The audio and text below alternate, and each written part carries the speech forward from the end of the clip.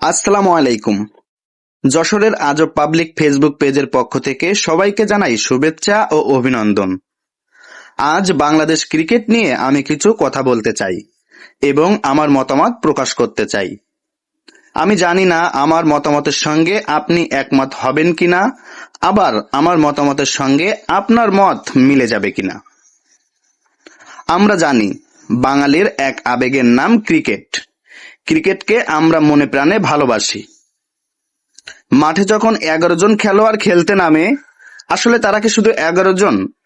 আমি বলবো না, কারণ বাইরে থেকে তাদেরকে সাপোর্ট দেওয়া থেকে শুরু করে চিন্তার ভাঁজ, হতাশায় ভোগেন 18 থেকে 20 কোটি মানুষ। এই মানুষগুলো কারা? অবশ্যই আমরা। বাংলাদেশ যখন একটা ম্যাচ জয়লাভ করে তখন আমরা গর্বিত হই, আবার যখন একটা ম্যাচ হেরে যাই আমরা তখন লজ্জিত হই। বাংলাদেশ যখন ভালো কিছু করে আমরা তাদেরকে নিয়ে ভালো মন্তব্য করে বিভিন্ন সামাজিক যোগাযোগ মাধ্যমে স্ট্যাটাস দিয়ে থাকি, আবার তারা যদি খারাপ কিছু করে সেম আমরা আবার বাজে মন্তব্য করে স্ট্যাটাস দিয়ে থাকি। আসলে এটা কি রাগ, ক্ষোভ? আমি বলবো না, এটা রাগ নয়, এটা সাময়িক সময়ের জন্য অভিমান।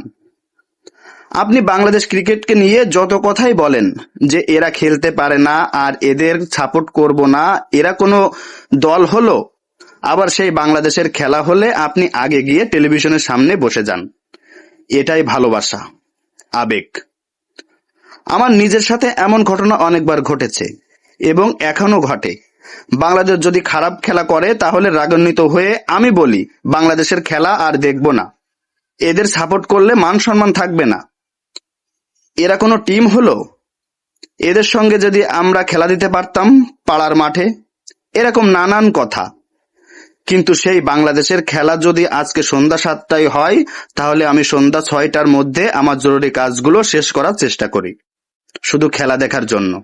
এটাই হয়তো ভালোবাসা। সর্বশেষ আমি বলতে চাই, বাংলাদেশ ক্রিকেট বোর্ডের দায়িত্বে আপনারা যারা রয়েছেন, আমি আশা করি আপনাদের দক্ষতা, ট্যালেন্ট, নেতৃত্বে বাংলাদেশ ক্রিকেট অনেক দূরে এগিয়ে যাবে। এই প্রত্যাশা রেখে আমি ইকরামুল বিদায় নিচ্ছি। ধন্যবাদ সবাইকে।